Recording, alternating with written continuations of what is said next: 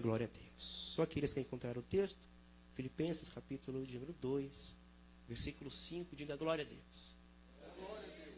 Assim nos diz a palavra do Senhor. De sorte que haja em vós o mesmo sentimento que houve também em Cristo, que mesmo sendo Deus, não teve por usurpação em ser igual a Deus, mas aniquilou-se a si mesmo, tomando a forma de servo, fazendo-se semelhante aos homens, e achado na forma de homem, humilhou-se a si mesmo, sendo obediente até a morte e morte de cruz. Amém? Irmãos, ainda em pé como estamos, como no ato profético, pastor, só essa vez. Gostaria que você localizasse um crente, mas um crente espiritual aí ao seu lado direito, ao seu lado esquerdo, à sua frente, à sua retaguarda. Se for o caso, você vai até sair do seu lugar e você vai até onde ele está. Por quê, irmãos? Nós estamos em uma festa. Nós estamos em uma festividade. Nós estamos aqui para glorificar ao nome do Senhor. Olha para esse irmão, vê se ele está com cara de crente, pastor. Pastor, a gente tem andado em algumas igrejas, a gente vê que numa festa como essa, eu estava pregando num congresso ontem, crente desligado. Era congresso de jovem desligado. A gente olha para a cara do crente, parece que ele está pensando, pastor, o que vai comer depois do culto, o que vai fazer, o sabor de pizza que vai comer. Irmão, se ele tiver com essa cara, arrependa esse irmão.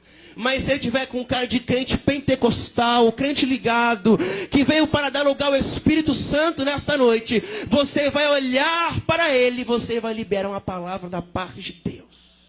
Mas tem uma coisa, irmão, se esse irmão aceitar o que for falado, ele vai liberar pelo menos um glória. Olha para esse irmão e fala com convicção, irmão, se prepara para sair daqui levando unção de Deus para sua casa, unção de Deus para sua vida. E só quem crê nessa palavra se assente adorando ao nome do Senhor Jesus. Bom, me ajuda aí. Pode dar lugar, meu amigo aí. Glória a Deus. Pregar sobre Jesus, indubitavelmente, é a alegria de todo pregador. O ato de pregar e de falar acerca de Jesus Cristo, para todo cristão, para todo crente que se preze, é uma alegria. Jesus é a figura central do Evangelho. Jesus é o Logos eterno, o Verbo que se encarnou na terra. A Bíblia diz que sem ele nada do que foi feito se fez. A Bíblia diz que ele é Deus. E qualquer teologia, pastor, irmãos, qualquer ideologia, até mesmo eclesiástica dentro da igreja, qualquer movimento que tente anular, isto é, desqualificar, descredibilizar a natureza divina de Cristo, deve ser rejeitado pela igreja. Quando nós falamos de Jesus e quando nós estudamos a cristologia, nós entendemos que a figura de Cristo, a sua natureza, embora enquanto ele palmilha por essa terra, de fato uma natureza humana, mas também uma natureza divina. Jesus é verdadeiramente homem e verdadeiramente Deus. Jesus, ele é completamente homem, todavia completamente Deus. Ele desceu, se encarnou, tomou uma forma humana. A palavra forma do grego, no texto que nós lemos, é forma. Jesus, ele toma uma forma humana. Enquanto palmilha por essa terra, no período de 3 anos ou 3 anos e meio que ele exerce o seu ministério terreno, ele faz coisas que nenhum outro homem viu na face da terra. Enquanto os judeus esperavam Cristo, que iria trazer refrigério, iria libertar o povo do jugo dos romanos, Cristo veio na simplicidade. Cristo veio na humildade. A natureza divina de Cristo. E quando nós falamos da natureza de Jesus, nós nos remetemos, irmãos, a títulos teológicos. O pastor bem sabe acerca da natureza hipostática de Cristo Jesus, ou a natureza teantrópica de Cristo Jesus. A junção de duas palavras gregas, theos, Deus, anthropos, homem, natureza divina e natureza humana em um ser. O único ser que teve uma natureza humana, mas também uma natureza divina, foi Jesus. Nós somos seres tridimensionais, dotados de espírito, alma e corpo. Nós somos tricotomistas. Jesus, ele desce, ele vem à terra como um homem, assim como nós somos. Porque os mesmos sentimentos que nós temos, Jesus teve. Jesus sofreu como um homem sofre. Jesus chorou como um homem chora. Jesus se entristeceu, se alegrou, ficou bravo. Jesus era dotado de intelecto, de vontade, de sentimentos, de emoções, de razões, porque ele era homem. A natureza humana de Jesus. Jesus sofreu todas as dores que o homem podia sofrer. A Bíblia diz que como cordeiro foi levado ao matadouro, mas ele não abriu a boca. O que difere Jesus de um homem comum não é o sentimento que ele sente ou que ele sentiu, porque o homem comum sente sentimentos que Jesus sentiu. Mas, pastores, o que difere Jesus de um homem comum, ou melhor, de um homem natural, é porque Jesus não peca. É porque o homem natural erra, o homem natural peca, mas Jesus é impecável. Jesus nunca pecou. João, enquanto batizava no Rio Jordão, a Bíblia diz que João batizava as pessoas que tinham pecados, a fim de haver a remissão de pecado. Portanto, quando Cristo Jesus se apresenta até João, quando mesmo estava batizando no Rio Jordão, eu imagino alguém olhando para Jesus e falando: eis aí um pecador, eis aí alguém que veio para ser batizado, porque ele precisa ser batizado para que seus pecados sejam perdoados. Mas enquanto alguém olhava para Jesus e achava que ele tinha pecado, enquanto alguém olhava para Jesus e achava e falava: eis aí mais um pecador, João olha para Jesus e fala: ele não erra, ele não peca. Por quê? Porque ele é o Cordeiro de Deus que tira o pecado do mundo. Alguém está olhando e falando: ele erra, ele peca. Mas João está falando: não, ele veio justamente para desfazer as obras do inferno, porque Jesus não peca. Estou pregando Bíblia. João estava batizando. E quando ele está batizando, ele dá essa resposta: que Jesus é um ser impecável, e diz que ele é o Cordeiro. A pergunta é: por que Jesus é o Cordeiro? A resposta é: porque ele se fez Cordeiro. Curioso é que ele não pecou, mas se fez pecado. Por quê? Porque no Antigo Testamento, no período veterotestamentário, nós sabemos que o cordeiro era levado para o sacerdote, a fim de que o cordeiro, animal sem mancha, sem mácula, o animal perfeito, fosse morto para a remissão de pecado. Alguém errava, alguém pecava, todos os anos levavam-se um cordeiro, o sumo sacerdote matava aquele animal, e de forma simbólica, porque era um tipo de Cristo, estava falando que Jesus viria como cordeiro. De forma simbólica, o cordeiro era morto, entre aspas, o pecado era perdoado. Mas irmão, nós sabemos que todos os anos esse processo acontecia, porque o cordeiro morria, mas o homem continuava pecando. Quando João está falando que Jesus é o cordeiro, João está falando que não precisa mais sacrifício de animal, não precisa mais levar cordeiro, porque Jesus foi o cordeiro substitutivo, para que hoje você estivesse adorando a Ele, sabendo porque você está adorando. Você veio para adorar nesta noite, sabendo que um dia Ele se entregou como cordeiro, para que hoje você estivesse aqui. Oh, aleluia, sinto a presença de Deus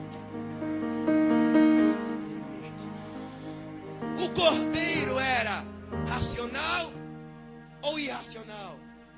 O animal, o cordeiro, como hoje, ele não tinha racionalidade. Ele era um ser irracional. Eu tenho certeza que se o cordeiro pudesse falar, jamais, pastor, o cordeiro ia falar: tá bom, pode me matar. Por quê?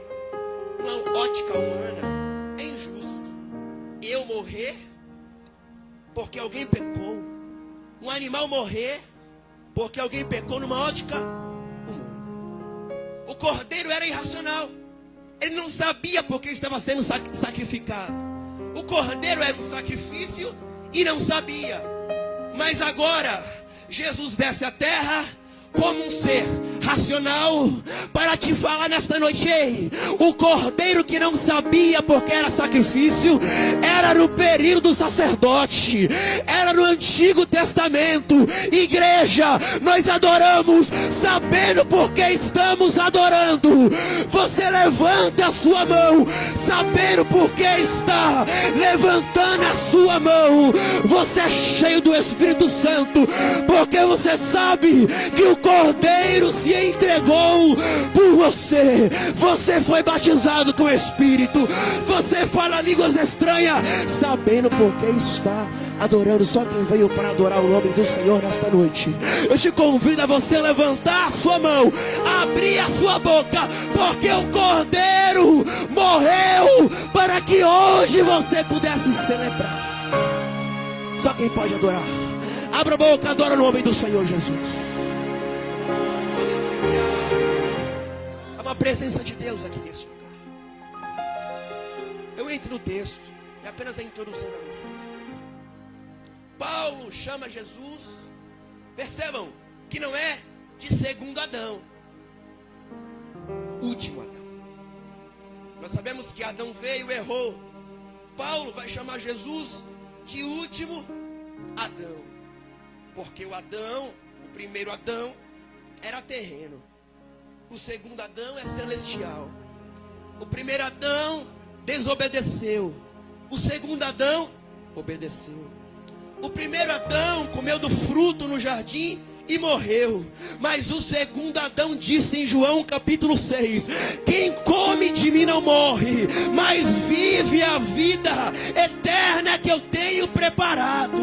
O primeiro Adão entrou vivo no Éden e saiu morto. Agora o segundo Adão, Jesus Cristo, entrou morto no sepulcro, mas ao terceiro dia ele ressuscitou.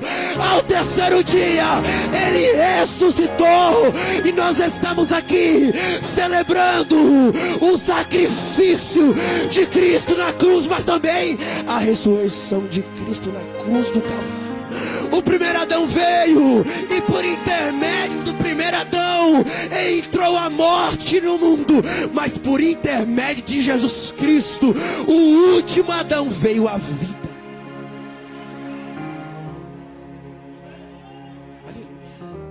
O texto que nós lemos está nos falando de 3 estados de Jesus. No princípio, quando ele estava com Deus. O segundo estado é a sua encarnação, a sua forma humana, quando ele deixa a sua glória. O versículo de número 8 diz sobre o terceiro estado de Jesus, que é a sua exaltação. Acompanhe comigo o versículo de número 5. que haja em vós o mesmo sentimento que houve também em Cristo, que mesmo sendo Deus, não teve por usurpação ser igual a Deus. Jesus estava no céu, Jesus estava na glória, mas Paulo está falando que ele não teve por usurpação, ou seja, ele não teve orgulho, ele não teve vanglória, ele estava em uma forma divina, mas ele se desapegou da posição que ele tinha no céu para vir à terra. Ele desapegou da glória, ele desapegou do trono, ele desapegou da adoração dos anjos, ele desapegou para vir à terra e para morrer por nós. Irmãos, o nosso problema é que nós não desapegamos das coisas terrenas. Nós somos seres apegados, pastor, a nome, a título, a honraria. Nós ficamos tristes quando eu chego na igreja, alguém sentou no meu lugar. Porque alguém sentou no meu lugar, pastor, é motivo de eu mudar de igreja, é motivo de eu mudar de congregação. Eu vou falar mal do irmão pro pastor porque ele sentou no meu lugar. Porque passou, não me deu a paz do Senhor. Nós ficamos tristes quando deixamos um cargo. Eu era líder, agora não sou mais. Eu tocava, agora eu não toco mais. Se a chapinha que ela passou no cabelo tiver queimada, é motivo de ela não vir ao culto. Ela reclama, ele reclama. Ele diz que se meu penteado não estiver feito, se o secador parar de funcionar, se a roupa não combinar, se a gravata não combinar com o cinto, se a saia não combinar com o cinto, eu não vou para o culto. Mas a Bíblia está falando que Jesus não estava apegado a bens, a glória, a adoração. Jesus olhou para os homens e falou: eu vou ser semelhante ao homem, eu vou me tornar carne, eu vou me tornar homem. Eu não sei a forma com que você entrou aqui nesta noite. Talvez você entrou aqui e você passou uma hora para se arrumar, passou uma hora fazendo a maquiagem, mas o Senhor está falando: ei, desapega das coisas terrenas, comece a se apegar com as coisas divinas. Desapegue das coisas passageiras e comece a se apegar com o Senhor. O Senhor nos convida nesta noite, por quê? Porque o texto de Isaías diz que Jesus não veio em aparência. Isaías vai profetizar sobre o padrão estético de Jesus. E qual era o padrão estético de Jesus? Isaías 53. A Bíblia diz que ele era como uma raiz de terra seca. Não tinha parecer, não tinha formosura, e quando nós olhávamos para ele, nenhuma beleza víamos que o desejasse. Percebam que Jesus estava na glória, deixou a glória, mas quando palmilhou por essa terra, ele não veio em beleza, ele não veio em aparência, ele veio em poder. Irmão, Jesus não é igual uns crentes que tem por aí, que só querem beleza, só quer fama, só quer status, só quer visibilidade. Não, Jesus veio, não tinha fama, tinha uma visibilidade, mas não a visibilidade como nós queremos hoje, aparecer. Quem aparecia não era a sua beleza, quem aparecia não era a sua roupa, não era o seu cabelo, quem aparecia era a palavra que ele liberava. Ele não veio em aparência, mas veio em essência. Ele não veio em aparência, mas por onde ele passava, o milagre acontecia. Por onde ele passava, o cego enxergava, o mudo era curado, o paralítico era levantado. Aonde ele passava, o milagre acontecia. E uma geração de pessoas que querem viver as suas próprias aparências. Mas o Senhor está falando nessa noite, a igreja, que haja em nós o mesmo sentimento que houve também em Cristo. O apóstolo Paulo está falando: o que importa para você ser cheio do Espírito Santo não é a sua roupa, não é seu paletó, não é seu terno, não é sua gravata de lantejola. Um crente cheio do Espírito, ele faz a diferença aonde ele estiver, meu amigo. Eu conheço crente sem dente, careca, sem roupa, não tem uma roupa bonita para vestir, não tem um terno, não tem uma gravata, mas aonde ele está, a presença do Senhor se manifesta.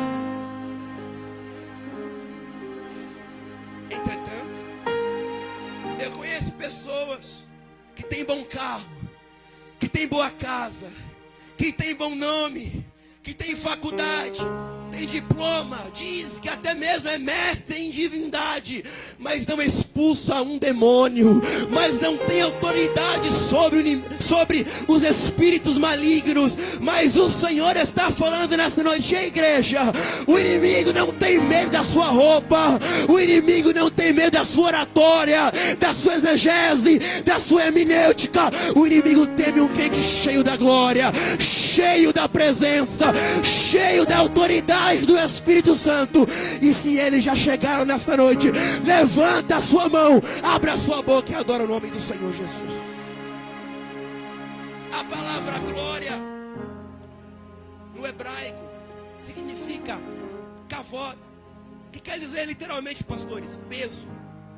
É o peso. E percebam, igreja, que o peso, por questões lógicas, ele leva algo para baixo. Porque quem está vivendo uma vida cheia da glória de Deus, ele entende que não é por cima que ele tem que estar. Ele entende que ele tem que ter o quê? O mesmo sentimento que houve em Cristo. É o sentimento da humildade. Não é porque ele canta bem, ela prega bem, ele dirige, ele pastoreia. Ele entende que ele não é melhor do que o irmão. Não é porque ele tem dom, não é porque ele tem curso. Ele entende que é melhor, não. Ele entende que veio para servir os irmãos. É por isso que o apóstolo Paulo está falando: que haja em vós, isto é, que haja em nós, na igreja, esse mesmo sentimento. Que sentimento esse? É a humildade. O versículo de número 7 diz: mas aniquilou-se a si mesmo, tomando forma de homem.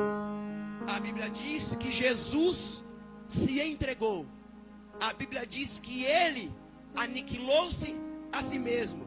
Percebam que não foram os sacerdotes que entregaram Jesus, não foram seus opositores que o entregaram, não foi os fariseus que aniquilaram Jesus, não foi o Império Romano, nem o diabo que aniquilou Jesus. Ele mesmo se entregou, ele mesmo se humilhou, ele tomou forma de homem, ele se humilhou no nível mais baixo que alguém poderia se humilhar. Porque na sociedade que nós vivemos, se alguém quer se rebaixar ao nível moral mais baixo que seja, ele comete um pecado, ele comete um erro, surge um escândalo que faz com que esse indivíduo se torne alguém desprezado, humilhado.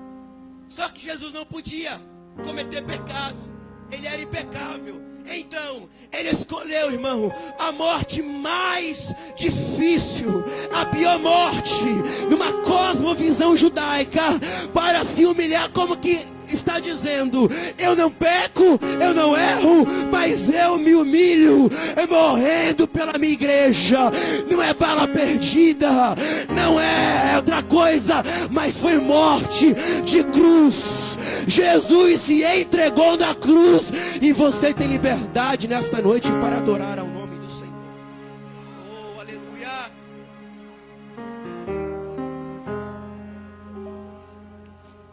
Jesus se entregou para desfazer as obras do inferno. Eu não sei, de fato, uma conjectura pregador costuma falar. Eu não sei a forma com que você entrou aqui, mas a notícia é: Jesus se entregou por você.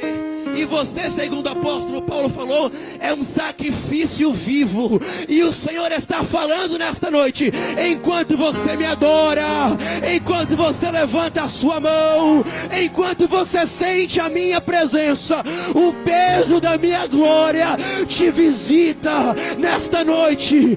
O peso da presença de Deus, uma presença de Deus aqui neste lugar. Só quem pode adorar o nome do Senhor, abra sua boca e adore o nome de Jesus.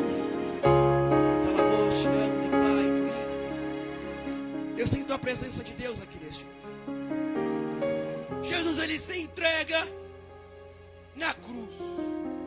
Quando Jesus passou por essa terra, em muitos lugares em que ele passou, ele não era bem aceito. Como que alguém falava: o Senhor não é bem recebido neste lugar. Jesus foi expulso de alguns lugares onde ele passou. Ele passa por Samaria, os samaritanos não recebem.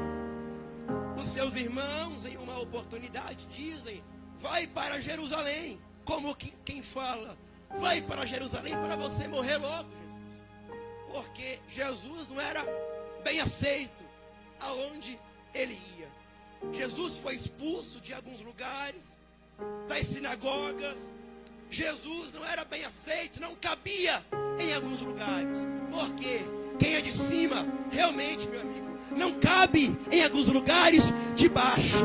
Quem é do céu, quem é espiritual, tem lugar que você não é bem aceito, tem lugar que você não é recebido. Por quê? Porque você não é de baixo, porque você não é da terra, porque você é do céu.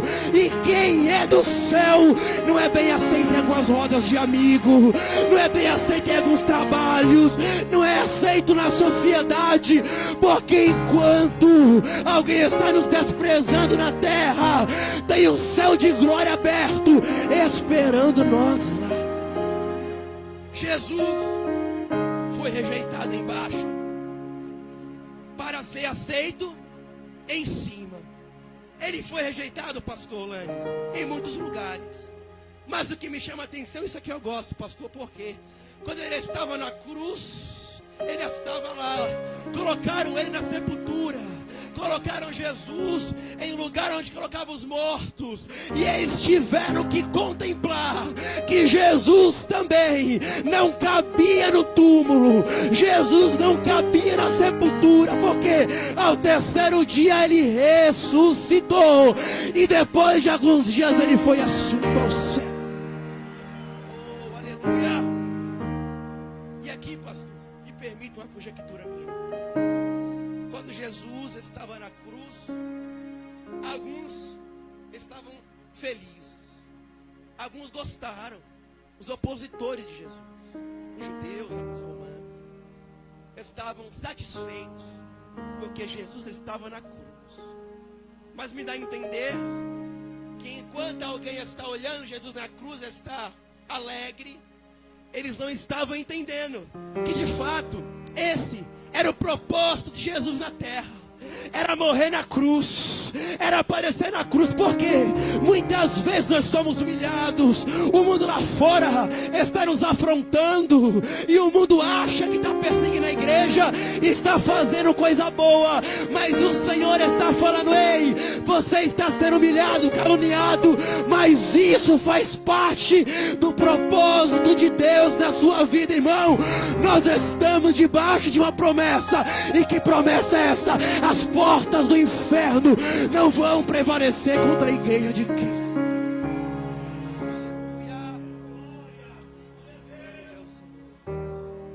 Por que eu falo que o diabo sente inveja? Porque teve pelo menos 2 grandes seres que estavam no céu e desceu para a terra. O inimigo, Satanás, ele caiu. Jesus desceu. Por quê? Quem cai é um ato involuntário. Se eu estiver em uma escada, se eu descer da escada é porque eu quis descer. Agora, se eu cair, é porque eu não quis. Portanto, o diabo, Satanás, estava no céu, e não é que ele desceu, ele caiu, mas Jesus foi diferente. Enquanto Satanás olhou para a glória de Deus e falou: eu quero ser igual a Deus, Satanás olhou para o trono de Deus e falou: eu quero ser igual a Deus. Jesus olhou para o homem e falou: eu sou semelhante, eu quero ser semelhante ao pastor Lanes, eu quero ser semelhante ao pregador Samuel. Eu desprezo a glória, eu desprezo o trono, eu abdico do trono e eu serei semelhante ao homem.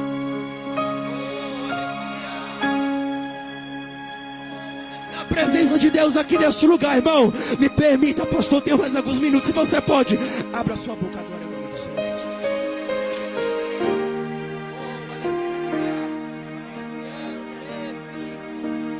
Eu sinto a presença de Deus aqui neste lugar. O pastor falou que eu estou em casa, irmão, então eu tenho liberdade. Se você pode nesta noite, abra a boca e adore o nome do Senhor Jesus.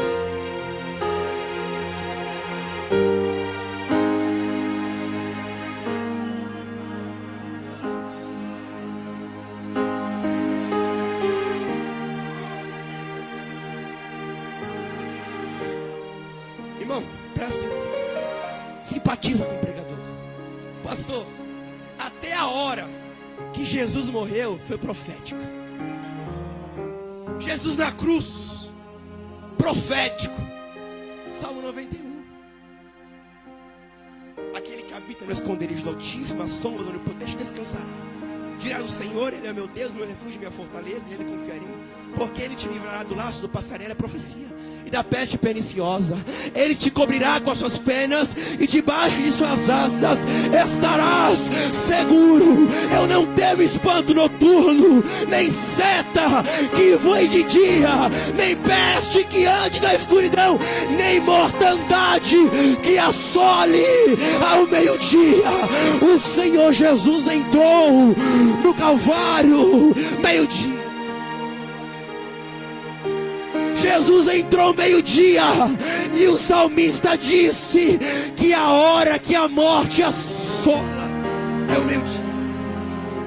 Meio-dia, profético. Oh, aleluia, profético. Talvez a morte estava falando: mais um dia que eu vou destruir o sonho. Oh, aleluia. A morte estava olhando quem vai morrer na cruz. Mais um dia que uma família vai ser frustrada. Mais um dia talvez a morte falando que um casamento vai ser perdido. Mais um dia que alguém vai para o inferno. Mais um dia que eu levo alguém. A morte, irmão, me parece que está olhando para Jesus, e Jesus está falando: morte, o que tu veio fazer aqui? A morte está falando: eu vim buscar alguém que vai pagar o pecado da humanidade. Então Jesus fala: eu estou aqui, eu vim pagar o pecado. Morte pode me levar, porque eu estou aqui, e essa conta eu vou pagar.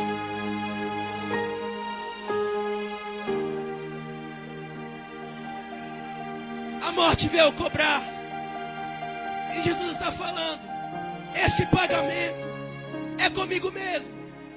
Eu costumo falar, não foi que Jesus enviou o melhor que ele tinha, Jesus enviou tudo que ele tinha. E tem crente que um congresso como esse ainda não abriu a boca, ainda não falou língua estranha. Pastor, a minha vontade é correr aqui, pastor. A minha vontade é falar línguas estranhas. A minha vontade é marchar aqui nesse lugar. Eu te convido, irmão, durante alguns segundos. Se você pode, abra a sua boca. Se você pode, abra a sua boca. Jesus não foi que ele entregou o melhor que ele tinha, ele entregou tudo que ele tinha. Cadê os crentes que vieram para adorar nesta noite? Cadê os crentes cheios do Espírito Santo? Cadê a igreja pentecostal? Cadê os crentes batizados? Cadê os crentes canela de fogo nesta noite? Só quem sente a presença de Deus nesta hora. São aqueles que sentem a presença de Deus. Abra a sua boca, adore o nome do Senhor Jesus. Adore o nome do Senhor Jesus. Adore o nome do Senhor.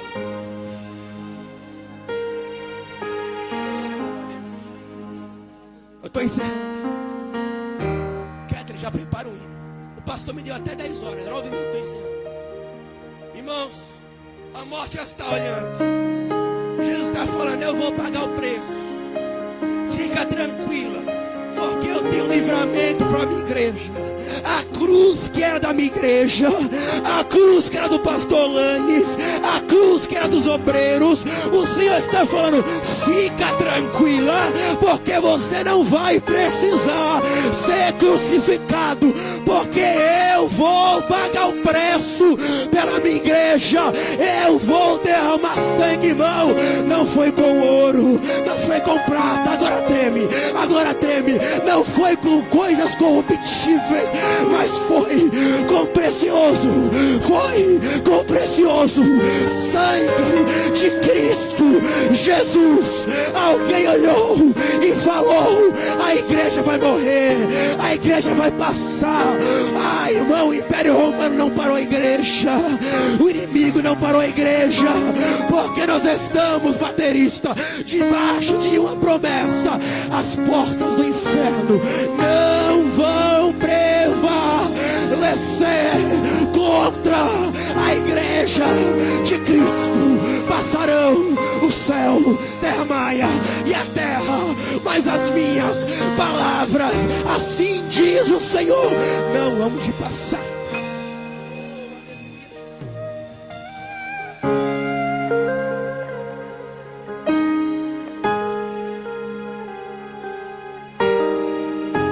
O Senhor está falando, eu dei livramento para a minha igreja, porque o maior livramento de Deus não foi quando Daniel foi jogado, pode dar lugar na música, não foi quando Daniel foi jogado na cova dos leões. O maior livramento da história não foi quando Jonas, pastor, foi tirado do ventre da baleia. O maior livramento da história não foi quando Deus tirou o povo da escravidão do Egito. O maior livramento da história não foi quando Pedro, em Atos capítulo 12, foi livre da prisão. O maior livramento da história não foi quando Paulo, quando Silas estavam clamando, cantando hinos a Deus, e de repente eles foram livres da prisão. Prepara para dar glória. O maior livramento da história foi quando Jesus, na cruz do Calvário, estendeu seu braço e disse: Tetelestai, está consumado. Abre a boca para adorar, porque o diabo olhou para você e falou: ei, você vai chegar em casa, eu vou colocar uma depressão. Você vai chegar em casa, depois do congresso, eu vou colocar uma tristeza. Mas o Senhor está falando nesta noite: está caindo por terra a tristeza, está caindo por terra a depressão, está caindo por terra o desânimo. Receba a unção de Deus, receba a glória, receba a graça, receba a unção de Deus nesta noite. Se coloque de pé adorando o nome do Senhor Jesus. Prepara, vem cantar rápido. De sorte que haja em vós o quê? O mesmo sentimento que houve também em Cristo Jesus, que sendo em forma de Deus, não teve por usurpação ser igual a Deus, mas aniquilou-se a si mesmo, tomando forma de servo, fazendo-se semelhante a homens, e achado na forma de homem, humilhou-se a si mesmo, sendo obediente até morte, e morte, ele morre na cruz. Estou encerrando, pastor. Prepara para cantar. Quando ele morre na cruz, eu acredito que Satanás não ficou alegre. Ele não gostou. Ele morre na cruz. Os opositores de Jesus falaram: está acabado. Essa igreja, essa eclésia, esse tirados para fora, essa reunião, essa assembleia, essa seita, caiu por terra. Matamos Jesus. Matamos aquele que estava pregando. Como se o fato de matasse Jesus não ia deixar uma igreja para pregar o evangelho. Irmão, Jesus morreu. Passou o primeiro dia, o segundo dia. Estavam guardando o túmulo, porque estavam preocupados, sabendo que Jesus ia ressuscitar. Ao terceiro dia, ele ressuscitou. Ele foi ressurreto. E a palavra do Senhor fala também: Deus o exaltou. Deus o exaltou. Soberanamente deu nome. Pode cantar. Deu nome que está acima de tudo. Para que se dobre todo joelho. Para que se dobre todo o joelho que está no céu, na terra e embaixo da terra. E toda língua confesse que Cristo Jesus é o Senhor, para a glória de Deus Pai. Ele ressuscitou. Nós estamos esta noite celebrando a ressurreição de Cristo Jesus. Deus o exaltou. E o nome do Senhor está sendo glorificado aqui nesta noite. Só quem veio para glorificar. E mesmo assim se porta comigo.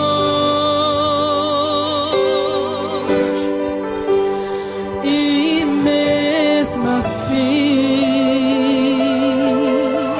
Ele se importa. Ele mora em mim.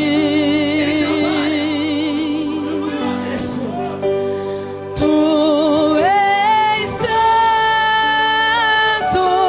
Será que você pode cantar comigo isso? Tu és santo.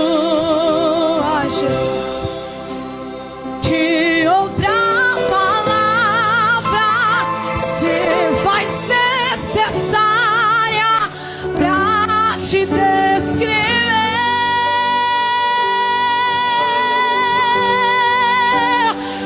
Tu és santo,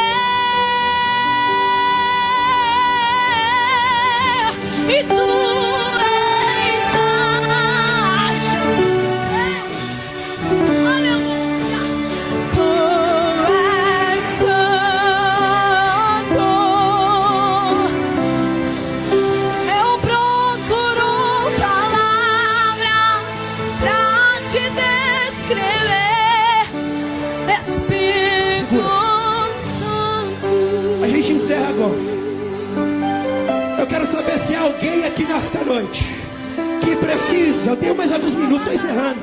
Eu quero saber, irmão, se tem alguém que quer sair daqui diferente, que quer sair daqui levando unção de Deus para sua casa. Só quem quer sair daqui diferente, abra a boca e adore ao nome de Jesus.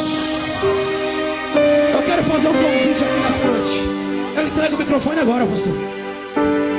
Se você quiser, vem aqui à frente. É um ato profético.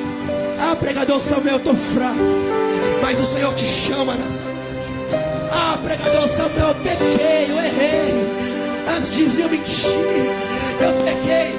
O Senhor está te chamando para vir aqui nesta noite e renovar a aliança que Ele tem com você. Você não vem aqui em vão, você não é qualquer um. O Senhor entregou a vida por você.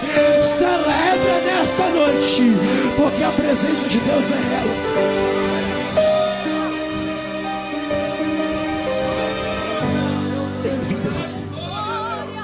Estamos encerrando.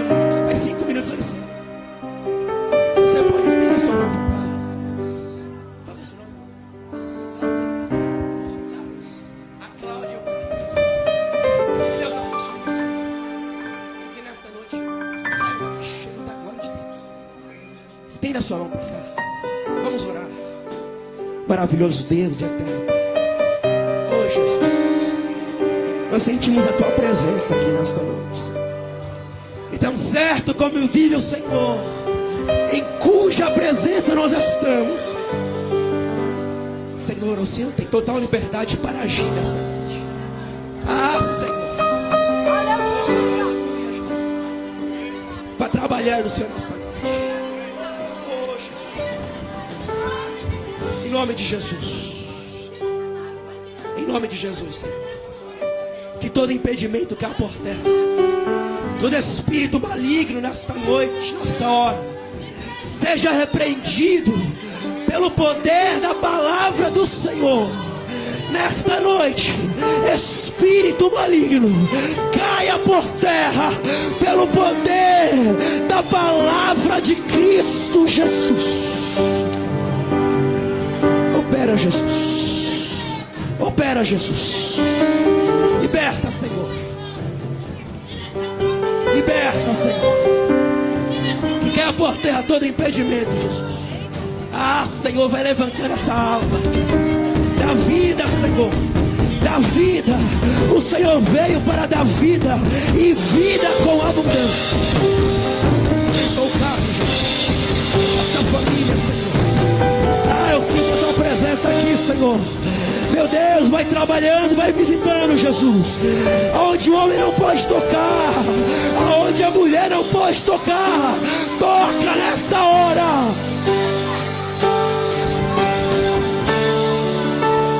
Tu és santo, tu és santo. De outra palavra se faz necessária pra te descrever.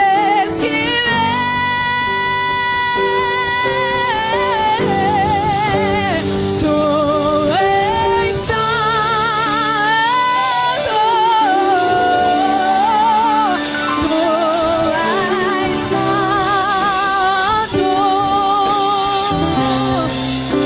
eu procuro palavras pra te descrever, Espírito Santo.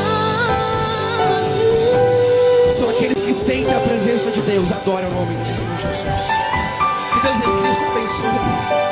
Eu agradeço a minha oportunidade em nome de Jesus.